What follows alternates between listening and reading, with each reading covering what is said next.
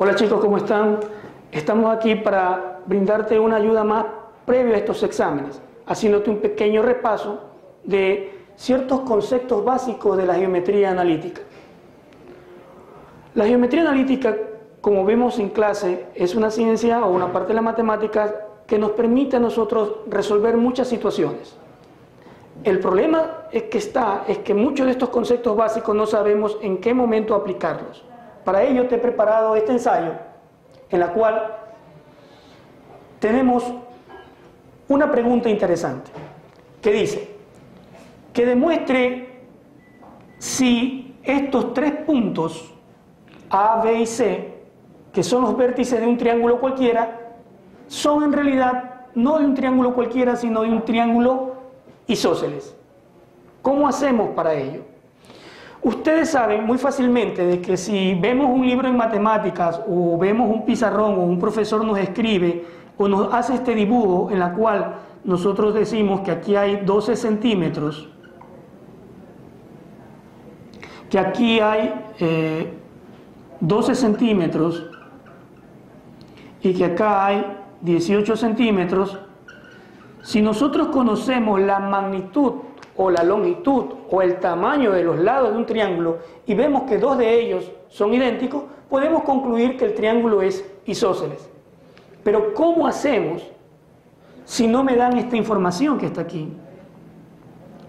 A cambio de ello, simplemente me dan los puntos de intersección de los lados de dicho triángulo que se denominan vértices. ¿Cómo puedo obtener esta información que es muy conocida por mí para poder concluir si es o no un triángulo isósceles? Para ello hacemos lo siguiente: grafiquemos en un plano cartesiano, que es uno de los conceptos fundamentales o necesarios en la geometría analítica, para ver qué información podemos obtener. Observemos esto. Como puedes ver, me he adelantado y en un plano cartesiano he graficado las coordenadas de los puntos A, B y C. Pero como puedes ver, no sé el tamaño de esta línea que va de A a C, como en el caso anterior que lo sabía. No sé el tamaño de esta línea A a B.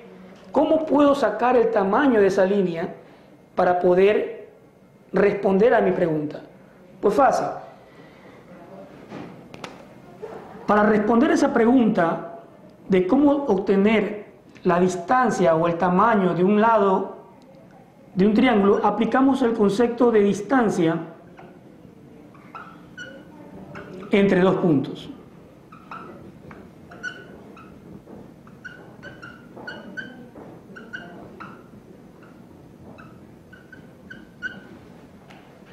¿Qué nos dice esto?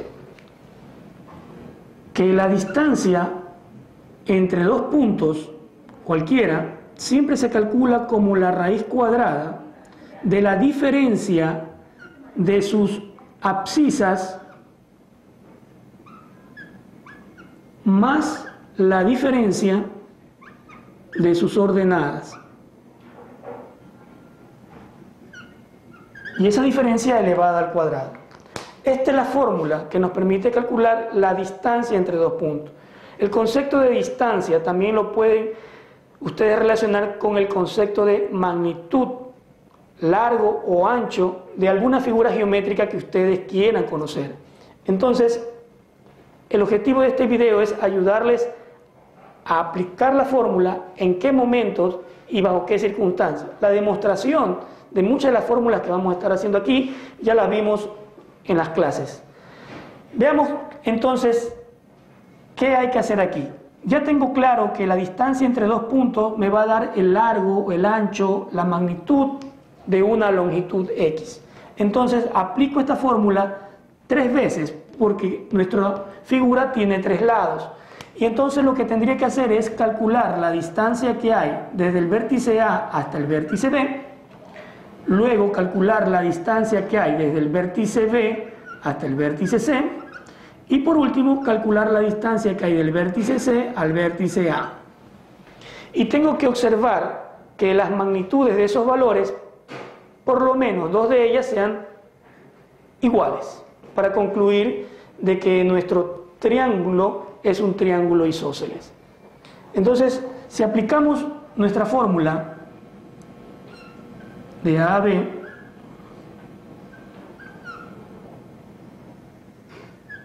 el problema que muchos tienen es que al aplicar esta fórmula no entienden qué es X1 ni qué es X2. Pues muy bien, miren aquí, estoy relacionando el vértice A con el vértice B, es decir, esta información de aquí con la información de acá. A esa información, me concentro en esa información, lo demás no existe para mí en ese momento, y arbitrariamente yo puedo asignarle a esta pareja de aquí el valor de X1 y al de acá el valor de Y1, al de aquí el valor de X2 y al de aquí el valor de Y2. Repito, esta asignación es arbitraria y momentánea porque estoy interesado en esas dos situaciones, nada más. Entonces veamos, reemplacemos. ¿Cuánto vale X2? X2 me dice que vale 7, menos, el menos de la fórmula. ¿Cuánto vale X1? Menos 1, es decir que tengo que poner aquí otro paréntesis para poner el valor de la coordenada. Cierro paréntesis, elevo al cuadrado, más. ¿Cuánto vale Y2? Y2 vale 7, ahí viene el menos de la fórmula. ¿Y cuánto vale Y1? 3. Toda esa información elevada al cuadrado.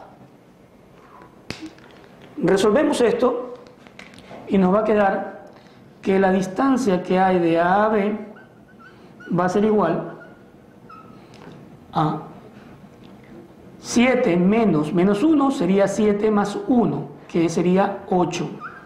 8 al cuadrado, más 7 menos 3, que sería 4 al cuadrado, lo que me da que tengo que sacar el resultado de la raíz cuadrada de 64 más 16. Eso me da finalmente la raíz cuadrada de 80. Ustedes pueden dejar planteada el resultado solamente con el radical, raíz de 80. No hay ningún inconveniente en una evaluación, en un examen. Traten de simplificarlo lo más que puedan, eso sí. Pero si alguien quiere trabajar directamente con decimales, puede hacerlo. ¿Ya? Entonces hemos encontrado que la distancia que hay entre A y B es igual a raíz de 80.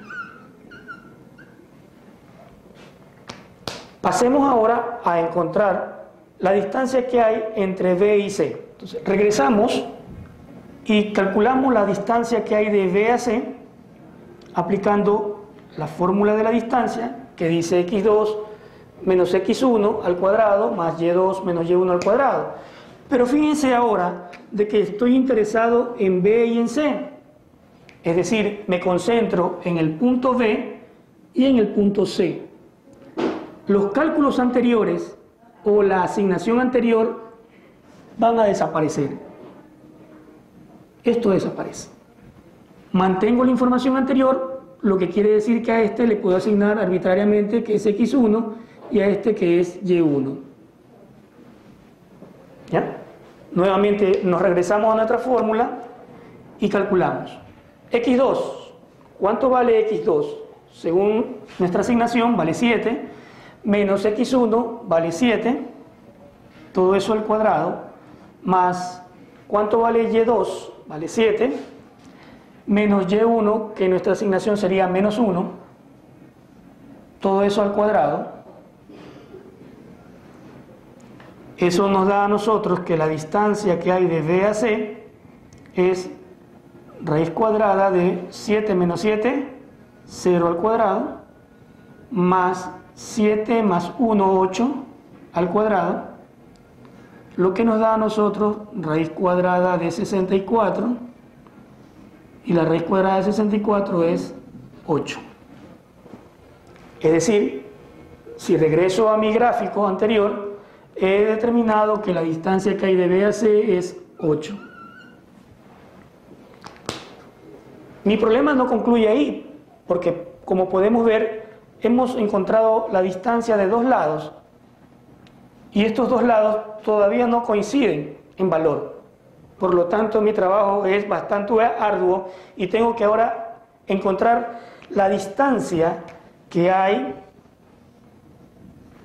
Tengo que encontrar ahora la distancia que hay entre C y A, aplicando nuevamente la fórmula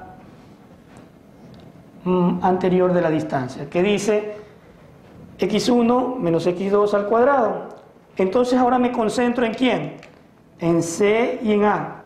Es decir, me voy a C, aquí, y me voy a A. Los cálculos anteriores deben desaparecer de mi mente, como el borrado que estoy haciendo, y me concentro en estos dos y les doy una nueva asignación arbitraria. Como ya tengo x1, y1, no hay problema si a este de acá le doy x2, y2. Entonces nuevamente aplicamos nuestra fórmula maestra y tenemos que x2 sería en este caso menos 1, menos el de la fórmula, x1 que vale 7, todo eso al cuadrado, más y2, ¿cuánto vale y2? En nuestro caso vale 3, menos el y1, en nuestro caso vale menos 1. Entonces nos está quedando que la distancia que hay de C hasta A va a ser igual a la raíz cuadrada de menos 8 al cuadrado, más 3 más 1, 4 al cuadrado. Eso nos da a nosotros raíz cuadrada de 64, no menos 64. Todo número negativo elevado al cuadrado es positivo en su resultado final. Más 16, eso me da mi raíz de 80. Entonces, quiere decir que de A hasta C yo tengo una distancia equivalente a la raíz cuadrada de 80. Si observamos la figura, vemos que de los tres lados encontrados, dos tienen el mismo valor. Por lo tanto, se concluye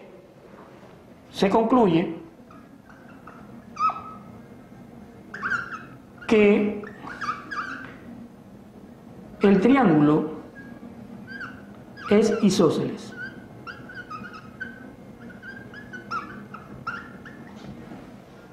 De esa manera se aplica o tiene aplicación práctica la fórmula de la distancia. Bien, estamos tratando de hacerte entender de cómo, cuándo y dónde aplicar los conceptos básicos de geometría visto en clase. Recordando un teorema de la geometría general que dice que si se unen los puntos medios de dos lados consecutivos con un segmento de recta, este tendrá una longitud igual a la mitad de la longitud del tercer lado que sobra. ¿Lo has entendido? Este teorema de la geometría general dice lo siguiente, que si yo cojo los puntos medios de dos lados consecutivos de este triángulo, ¿ya? Por ejemplo, se me ocurre a mí coger el punto medio de este lado, el AB, y se me ocurre coger el punto medio de este lado BC. Si yo cojo esos dos puntos medios, al que les voy a dar un nombre arbitrario, M y D, si yo cojo esos dos puntos medios y los uno con un segmento de recta, este segmento de recta va a tener de longitud exactamente la mitad del tercer lado que no fue tomado en cuenta o que sobra. Comprobémoslo si es verdad. Bien, en la sección anterior nosotros calculamos la distancia que hay de A a C y esta distancia nos dio a nosotros raíz de 80, es decir, 8.94. Entonces tenemos que demostrar ahora de que este segmento MD que une los puntos medios de dos lados consecutivos de este triángulo tiene la mitad de ese valor. Para lograrlo tenemos que aplicar nuevamente los conceptos básicos de la geometría analítica. En este caso hemos aprendido a calcular la distancia que hay de un punto a otro. Esta distancia yo la puedo calcular de una manera muy simple y muy sencilla, como lo hicimos en la sección anterior, es decir, aplicando la fórmula de la distancia. Pero para hacerlo necesito conocer las coordenadas de M. ¿Cuáles son? Y lo mismo, necesito conocer las coordenadas del punto D. ¿Cuáles son? Pero el enunciado matemático dice que M y D son los puntos medios. Hemos aprendido en geometría analítica que los puntos medios, al que los representamos con PM, los puntos medios de un segmento se calcula simplemente de la siguiente manera: cogiendo la coordenada X de cada punto y sacándole un promedio, es decir, X1 más X2 dividido para 2 nos va a dar la parte X de este punto medio M o de este punto medio D. Y la parte Y se saca de igual manera, como el promedio de la coordenada Y del un punto más la coordenada Y del otro punto que une al segmento. Esa es la fórmula que me permite calcular el punto medio. En nuestro caso,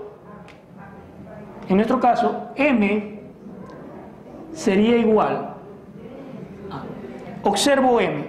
M ¿a quién le pertenece? Al segmento que une A con B. Entonces, por lo tanto, cojo un X de A y un X de B. En este caso, menos 1 y 7. Menos 1 más 7. Y eso me da dividido para 2. Luego, ¿qué dice la fórmula? Que coja un Y del un extremo y el otro Y del otro extremo del segmento que contiene a ese punto medio que queremos nosotros ubicar. Entonces en este caso sería 3 más 7 partido para 2. Las operaciones matemáticas no son aquí muy complejas y nos dice que el punto medio o las coordenadas del punto M van a ser menos 7 más 1, nos queda a nosotros 6 dividido para 2, 3. 3 más 7, 10 dividido para 2, 5.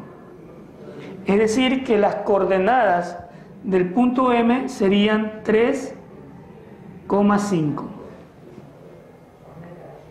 Y si graficamos a escala, veamos, 1, 2, 3, 1, 2, 3, 4, 5. Es decir, que su profesor ha tenido una buena vista, ubicó correctamente el punto M. Una coincidencia. Vamos con el punto D. El punto D, nuevamente lo que hacemos es calcular, aplicando las fórmulas de punto medio, las coordenadas de D.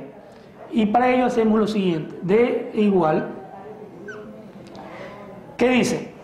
Como aquí está D, me interesa ver el segmento que contiene a D. El segmento que contiene a D es B con C.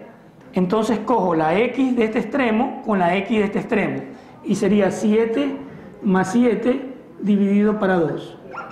Y luego cogería la Y de este extremo con la Y del extremo de acá, que sería 7 menos 1 dividido para 2. Lo que nos da a nosotros simplemente que las coordenadas de D serían 7 más 7, 14 dividido para 2, 7, y 7 menos 1, 6 dividido para 2, 3. Esas serían las coordenadas del punto D, es decir, 7 en X, 3 en Y. Como pueden ver, ya encontramos una aplicación para la fórmula de punto medio. Con ella hemos podido averiguar ahora los extremos de este segmento pintado en verde, que nos interesa saber su tamaño. Y para ello, para saber el tamaño de esto, nuevamente aplicamos nuestra fórmula de la distancia que hay entre M y D, recordémoslas, sería igual a x2 menos x1 al cuadrado más y2 menos y1 al cuadrado. Reemplazamos los valores y nos va a quedar x2.